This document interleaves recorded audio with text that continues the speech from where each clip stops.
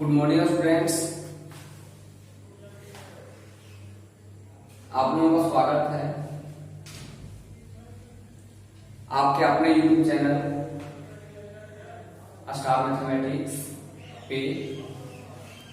दोस्त, मैं आप लोगों को बता रहे थे एक्सरसाइज 6.1 का 6 नंबर का जितने सारे सवाल थे सारे को बता चुके थे। आज मैं आप लोगों को 7 बताएंगे। बढ़िया है, इम्पोर्टेंट है, समझने लायक प्रॉब्लम है और काफी इजी है। देखो है क्या, तो सबसे पहले लेट मानेंगे जो भी है डेल्टा इक्वल टू यहाँ पे एक्स का स्क्वायर वाई जेड, फिर यहाँ पे y square z x z square x y. लाना हमें है y minus z minus x minus y into y z और z x plus x y. बहुत इजी। देखो सबसे पहले एक्सरसाइज 6.1 का देखना है। 7 नंबर प्रॉब्लम बढ़िया है, बीबीआई पूछने लायक हो सकता है, तो इसको बनाएंगे कैसे। मैं आप लोगों को बता चुके थे कि इस टाइप का प्रॉब्लम में सबसे पहले हमें क्या करना होता है, सोच समझ करके आपस में एलिमेंट को आपको सेम करना है, फिर उसे कॉमन ले लेंगे। कॉमन लेने के बाद आपका जब 1 आ जाएगा तो आपस में घटा करके लगातार 2 जीरो ले आएंगे और जहां आपका 2 जीरो आ गया तो उसकी ओर एक्सपेंडिंग करते हैं। एक्सपेंडिंग करने के बाद फिर आपका रिजल्ट आ जाएगा कुछ हल करने के बाद। तो यहाँ पे वही चीजों को सोचना है, आखिर एलिमेंट सेम कैसे होगा, फिर कॉमन लेकर के 1 कैसे लाएंगे। देखो तो सबसे पहले यहाँ पे क्या है कि इसमें x square y z y square z x है, जेड स्क्वायर एक्स वाई है। आप इसमें क्या कीजिए, एक्स गुना करेंगे तो x square x cube x y z आ जाएगा। इसमें वाई गुना करेंगे तो जेड एक्स वाई आ जाएगा। इसमें जेड करेंगे तो एक्स वाई जेड आ जाएगा। तो ये एलिमेंट आपका सेम हो जाएगा, मतलब R3 का आपका R3 का एलिमेंट जो आएगा, जो नंबर है वो सेम हो जाएगा। फिर उसे कॉमन ले लेंगे, कॉमन लेने के बाद फिर आपका 1 आ जाएगा। फिर आप उसमें घटा करके लगाकर 2 जीरो ले आएंगे और जहां आपका 2 जीरो आ गया उसके और एक्सपेंडिंग करेंगे, फिर कुछ दूरी तक हल करेंगे, फिर आपका रिजल्ट आ जाता है। ये चीजें मैं आप लोगों को बता चुके थे पीछे। भाई आप कहीं सही ढंग से समझना चाहते हो, पीछे का सारी चीजों को आपको याद रखना होगा। जो भी बता दिया गया उसको आप रिवीजन कीजिए और उस टाइप का जो भी प्रॉब्लम है उसको आपने बनाने का प्रैक्टिस कीजिए। ये आपकी कर्तव्य है जो निभाना होगा आपको। कहीं आप सक्सेस होना चाहते हो, अपने जीवन में कुछ करना चाहते हो, तब ये सब चीजों को करना ही होगा। चलो मेरे भाई देख, तो सबसे पहले यहाँ पे हम अप्लाई कर देते हैं, अप्लाई कर देते हैं R1 में, नहीं C1 में कर देते हैं। C1 में x C1, उसके बाद C2 में कर देते हैं y C2 और C3 में कर देते हैं z C3। और ये भी आपको बताया गया था जब आप सेपरेट गुना करें। सेपरेट का मतलब क्या, C1 में अलग से गुना किया गया है, C2 में भी अलग से गुना किया गया, y और C3 में भी गुना किया गया z। तो इसी को कहते हैं सेपरेट। जब सेपरेट आप गुना करोगे तो आपको भाग भी करना होगा। किसे गुना किए, x से y से z से, तो x y z से आपको भाग कर देना होगा। इसमें x कर रहे हैं C1 में, देखो एरो करते हैं C1 में x कर रहे हैं, सब में गुना होगा x। तो यहाँ पे x स्क्वायर x क्यूब और x y z, इसमें मेरे आ जाएगा y स्क्वायर y कर रहे हैं C2 में, C2 y कर रहे हैं, y square y cube z x y, इसमें कर रहे हैं जेड, C3 में कर रहे हैं जेड, तो जेड स्क्वायर यहां से जेड क्यूब और एक्स वाई जेड। फिर दोस्तों यहाँ पे C3 से आपका कॉमन आ रहा है, R3 से आपका ये R3 से आपका कॉमन आ रहा है एक्स वाई जेड। आप देख सकते हैं आपका एलिमेंट क्या है, सेम एक्स वाई जेड। तो यहाँ पे ले लेंगे टैकिंग, लिखेंगे तो भी ठीक है, नहीं भी लिखेंगे तो भी ठीक है, कोई दिक्कत नहीं है। बस आप समझ रहे हैं, कि R3 से मेरा कॉमन आ रहा है एक्स वाई जेड। आप समझ रहे हैं? आप लिखे ना लिखे हम समझ जाएंगे, चेक करने समझ। तो taking common x y z from R3 से वी गेट, डाल सकते हैं वी गेट, हम पाते हैं क्या पाएंगे? देखो मेरे भाई, आपका यहाँ पे है एक्स वाई जेड, कॉमन ले लिया गया एक्स वाई जेड। यहाँ पे है आपका एक्स स्क्वायर एक्स की 1, फिर यहाँ पे है वाई स्क्वायर वाई की 1, फिर यहाँ पे है z square Z Q Z square Z Q, यहाँ पे है आपका 1। ये आपका क्या होगा? कट जाएगा। कितना कट जाने के बाद आपका बचा क्या? बच गया यहाँ पे आपका, बच गया क्या? एक्स स्क्वायर एक्स की 1, वाई स्क्वायर वाई की 1, जेड स्क्वायर जेड की 1। तो यहाँ पे Z square Z sorry x square x की 1, वाई स्क्वायर वाई की 1, जेड स्क्वायर जेड की 1। अब दोस्त आपको कहीं कैलकुलेशन आता होगा सही ढंग से, तो अब यहाँ की बात बना सकती हूँ, क्योंकि मैं इस टाइप का बहुत सारे सवालों को बना चुके हैं, आपको बता चुके हैं, तो बना सकते हैं। और नहीं तो खैर को बात नहीं है, अभी मैं अभी इसको पूरा हल कर देता हूँ, देखते जाइए आप। तो जब आपका 1 1 आ गया है R3 में, तो आपको क्या करना है? आपस में घटा करके लगाकर 2 0 ले आना है। अब 9 लिखना है C1 में, C1 में लिखना है मेरे भाई, C1 में C1 माइनस C2, उसके बाद C2 में आपको लिखना है C2 माइनस C3। तो यहाँ पे क्या आ जाएगा? देखिए C1 C2 C3, तो x square minus y square x cube minus y cube, यहाँ पे आ जाएगा 1 1 चला जाएगा 0, इसमें आ जाएगा y square minus z square, घटा रहे y cube minus z cube, 1 1 चला जाएगा 0, तो जेड स्क्वायर जेड क्यूब यहाँ पे 1। यहाँ के बाद क्या करेंगे? एक्सपेंडिंग कर देंगे, एक्सपेंडिंग अलोंग R3 की ओर एक्सपेंडिंग कर देंगे। तो आपको बताया इधर से इधर चला जाएंगे, अगर यहाँ घूमेंगे इससे इधर से इधर आए, इधर घूमे, ये नॉन जीरो होना चाहिए, कोई नॉन जीरो का मतलब जो जीरो ना हो, तो ये जीरो नहीं है। और जहां घूमेंगे जो नंबर बचा है, जो नंबर कटता है उसको रखेंगे, कटने का मतलब इधर से इधर आए, तो ये कट गया, उसको लिखेंगे। आप इधर से इधर जाइए, होगा इसको मिटा दीजिए, इधर मिटा दीजिए, है ना। यहाँ तक जो नंबर बचता है उसको आपको लिखना है, डिटरमिनेंट को बाहर लिखना है। क्या बचा है? 1, तो आपको यहाँ पे लिखना है 1। यहाँ बच गया x square minus y square x cube minus y cube, फिर वाई का स्क्वायर माइनस जेड का स्क्वायर, वाई का क्यूब माइनस जेड का क्यूब, ये बच गया। अब यहाँ के बाद क्या करते हैं? नहीं करते हैं, आप आगे देखिए। देखो यहाँ के बाद आपका एक फॉर्मूला में ब्रेक है, x square minus y square मतलब a square minus b square के फॉर्म में, और ए की माइनस बी के फॉर्म में। कहीं आपको फॉर्मूला याद नहीं होगा, हम यहाँ पे लिख के निकालते हैं। देखिए ए माइनस बी इंटू इसका होता है a plus b, a square minus b square का होता है a minus b into a plus b. फिर यहाँ पे a cube minus b cube का क्या होता है? A minus b into a का square plus a b plus b का स्क्वायर होता है। यहाँ पे यही फॉर्मूला का उपयोग करते हैं, 1 को नहीं लिखेंगे कोई दिक्कत आपका नहीं है, बिगड़ने वाला कुछ नहीं है। एक्स माइनस वाई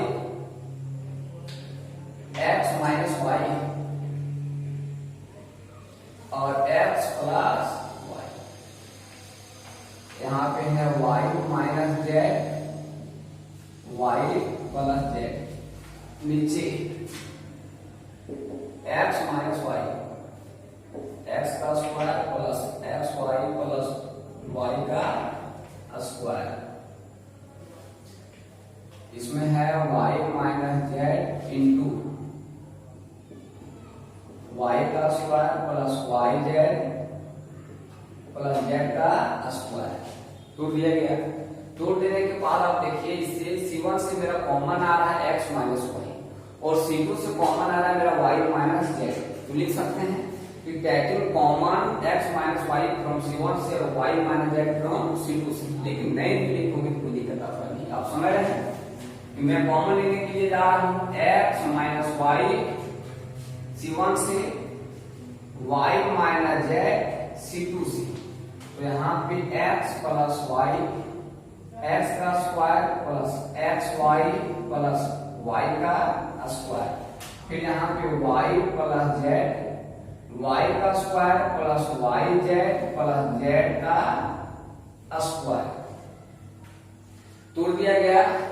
यहाँ के बाद दोस्तों x minus y y minus z, चलो देखो गुना कर दो x प्लस वाई स्क्वायर से गुना करेंगे, स्क्वायर से करेंगे x plus y into y का square plus y z plus z का स्क्वायर। बीच में क्या लिखते हैं माइनस, स्क्वायर से करेंगे तो पहले y प्लस जेड को लिख लेते हैं y plus z into x का square plus x y plus y का स्क्वायर। अब कहोगे सर पहले तो इसको लिखना चाहिए मेरे भाई। हाँ लिख सकते हैं, लेकिन आपको ये पता होगा 5 को 2 से गुना करो या 2 को 5 से गुना करो, दोनों का रिजल्ट आपका कितना आएगा 10 ही आएगा। तो सुविधा हमको ये हो रहा था कि y प्लस जेड लिखेंगे, गुना करने में भी सुविधा होगी। आप x square plus x y plus y square लिख सकते हैं, कोई दिक्कत नहीं है। उसके बाद उसको देखिए आपका x minus y y minus z,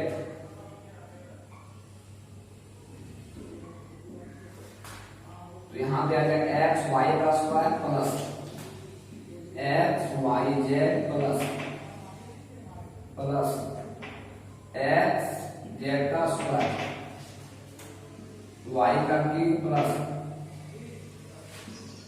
y square z plus y z का स्क्वायर। बीच में माइनस देंगे फिर उसको से गुणा करेंगे वाई एक्स का स्क्वायर प्लस एक्स वाई का स्क्वायर प्लस वाई का cube plus z x square plus x y z plus Z Y का स्क्वायर तोड़ दिया गया। अब देखो क्या एक्स वाई स्क्वायर कहीं दिखाई दे रहा है? एक्स वाई स्क्वायर प्लस में है, ब्रैकेट खोलने के बाद ये माइनस में है, कर जाएगा। एक्स वाई जेड प्लस में है, ब्रैकेट खोलने के बाद ये माइनस में आ जाएगा, कट जाएगा। X z square x z square आप कर लीजिए, वाई भी आपका प्लस में है और इधर वाई की ब्रैकेट खोलने पर माइनस में आएगा, ये कट जाएगा। वाई स्क्वायर जेड ये आपका प्लस में है, ब्रैकेट खोलने वाली आपका माइनस में आएगा, कट जाएगा। वाई जेड स्क्वायर कहीं नहीं अब निकलेगा। देखो बस क्या क्या x minus y minus z into यहां बच गया मेरा x z square plus y z square minus y x का स्क्वायर माइनस जेड एक्स का स्क्वायर। ये बच गया मेरे भाई एक दो चलो यही बचा था, लिख दिया गया। अब देखो आगे, देखो दोस्त यहाँ के बाद आपको इसको आप साथ में रख लीजिए। तो यहाँ पे x minus y minus z, तो x z square minus z x square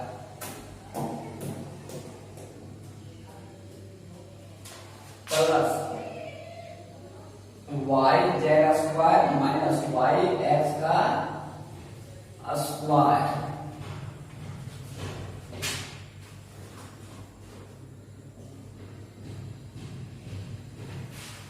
तो x minus y, y minus z, यहां पे कॉमन ले लेते हैं x z, z minus x plus यहाँ पे y कॉमन ले लेते हैं तो आपका z का स्क्वायर माइनस x का स्क्वायर होगा। तो x minus y, y minus z, x z, z minus x plus y, z minus x, z plus x. आप यहाँ पे z minus x, z minus x दोनों पार्ट में है, कॉमन ले लेंगे इसे। तो x minus y, y minus z, z minus x, क्या बच गया x z plus y z plus x.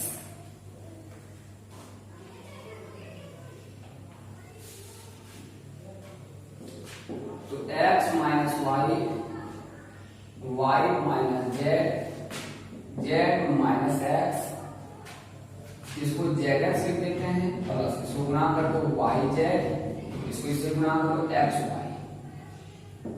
आपका रिजल्ट आ चुका है, लेकिन हल्का और अरेंज कर देते हैं। X minus y, y minus z, z minus x. यहाँ पे एक्स वाई को पहले लिखते हैं x y plus y z plus z x. ये आपका प्रूफ हो गया, यही रिजल्ट आना था। हैंस इस प्रकार हम प्रूफ कर चुके हैं, लेकिन घबराना आपको नहीं है, क्योंकि इसमें बस कैलकुलेशन था जो बहुत बढ़िया तरीका से कर दिया गया। आप इसको रिवीजन कीजिए, और पहले भी हम बता चुके थे क्वेश्चन बताने के पहले कि बस इसमें आप कैलकुलेशन करना है। कहीं आप कैलकुलेशन सही ढंग से जानते हैं, कहीं भी आपको दिक्कत नहीं होगी, और वो बनाते रहिए। आपका काम क्या है, बनाना, समझना, और मेरा काम है पढ़ाना। चलो दोस्तों आगे देखो दोस्तों, एक सवाल दिया हुआ है एनसीईआरटी का, बढ़िया पूछा जा सकता है। आपको लाना है एक्स क्यू। लाना क्या है, एक्स क्यू है। तो सबसे पहले आपको बताया गया था कि आपस में सोचिए, समझिए कि कौन सा रो को आपस में ऐड किया जाए। कि सबसे पहले एलिमेंट सेम होगा, फिर उसे आपस में कॉमन ले लेंगे तो आपका 1 1 आ जाएगा। फिर आपस में घटाएंगे तो लगातार 2 0 ले आएंगे, और जिसके ऊपर 2 0 रहेगा उसको एक्सपेंडिंग करेंगे। तो आपको लाना एक्स क्यू है। तो जोड़ने और घटाने से आपको कोई फायदा है नहीं। यहाँ पे ऐसा देखिए, ये भी प्रॉपर्टी बताया गया था, जब भी कोई रो में या तो कोई कॉलम में 2 टर्मों का सम रहता है तो उस डिटरमिनेंट, मतलब वे डिटरमिनेंट 2 डिटरमिनेंट के बराबर हो जाते हैं। इसमें देखो फर्स्ट कॉलम में 2 टर्मों का सम है, तो ये डिटरमिनेंट सम ऑफ 2 डिटरमिनेंट के बराबर होता है। पहला डिटरमिनेंट कंटेनिंग करेगा फर्स्ट टर्म जहां पे सम है, जिसका फर्स्ट टर्म ये है, तो x 5x 10x। Second determinant contain करेगा सेकंड टर्म जहां पे इसका सम है, तो क्या है y 4y 8y। उसके बाद ये इसका नंबर और इसका नंबर आपका सेम रहेगा, दिया हुआ डिटरमिनेंट के जैसा। तो दिया हुआ डिटरमिनेंट ये है आपका, तो यहाँ पे x 4x 8x, x 2x 3x, फिर यहाँ पे x 4x 8x, x 2x 3x। क्या मेरे भाई किसी को भी दिक्कत है तो आप कमेंट करें, मेरे नंबर पे कॉल करें। नंबर में बता देता हूं 9576762124। और आप इस वीडियो को आप मेरे चैनल पे कहीं आप नए होंगे तो लाइक करें, सब्सक्राइब करें और लिंक को शेयर करें, ताकि आपके दोस्त भी कुछ पढ़ सके, जान सके। तो ये आपको प्रॉपर्टी बताया गया था मैं ये प्रॉपर्टी लिखा के सेव कर चुके हैं, वो प्रॉपर्टी को उपयोग कर दिए दोस्त। अब देखो यहाँ से क्या करते हैं, यहाँ पे देख सकते हैं कॉमन का भाव C1 से मेरा कॉमन x आ रहा है तो हम R1 से भी लिख सकते हैं, कोई दिक्कत नहीं। हर जगह में यहाँ से x कॉमन लेते हैं, C1 से x लेते हैं, फिर C2 से और x लेते हैं, फिर C3 से। और बस क्या क्या जाएगा 1 1 1, यहाँ पे 5 4 2 10 8 3। यहाँ की बात दोस्तों देखो, C1 से मेरा कॉमन आ रहा है y, C2 से आ रहा है मेरा x, C3 से मेरा आ रहा है x। बच गया 1 4 8 1 4 8 1 2 3। अब इसको इसे गौर से देखो, मैं एक प्रॉपर्टी भी लिखा चुका है, जब भी कोई दो रो का दो कॉलम का एलिमेंट आपका आइडेंटिकल हो तो उस डिटरमिनेंट का मान 0 होता है। यहाँ पे देख सकते हैं C1 और C2 का मान आपका आइडेंटिकल है, तो इस परिस्थिति में इसका मान क्या हो जाएगा 0 हो जाएगा। देखो गुना करेंगे यहाँ पे तो x³ आएगा, उसके बाद एक्सपेंडिंग कर देते हैं R1 की ओर इसको, तो ये घर जाएगा 4 3 12 8 गुना 16 माइनस 1 लेंगे, फिर ये और ये घर जाएगा 5 3 15 10 गुना 20, यहाँ पे आ जाएगा 15 माइनस 20 प्लस 1 को फिर लेंगे, फिर ये घर जाएगा दोस्त 8 5 40 8 5 40 और 10 दुके 40। फर्स्ट के लिए, सेकेंड के लिए यहाँ पे y into x square into क्या हो जाएगा 0। आप कारण लिख सकते हैं 0 क्यों होगा कि C1 और C2 का एलिमेंट आपका आइडेंटिकल है सेकेंड डिटरमिनेंट, जिसके कारण तो यहाँ पे x³ इंटू 16 में 12 माइनस 4 15 में 20 में 15 माइनस 5 प्लस 5 हो जाएगा आपका। उसके बाद 40 में 40 खत्म, यहाँ पे आपका 0 आ जाएगा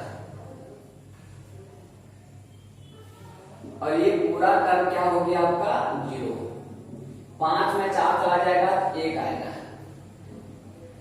तो बराबर आ जाएगा x³ है ना, तो ये आ गया आपका, ये रिजल्ट आ गया, तो हैंस प्रूफ। तो आई होप कि आप इसको बहुत बढ़िया तरीके से समझ गए होंगे, आप इसको रिवीजन कीजिए, बढ़िया से बनाइए। चलो आगे देखो,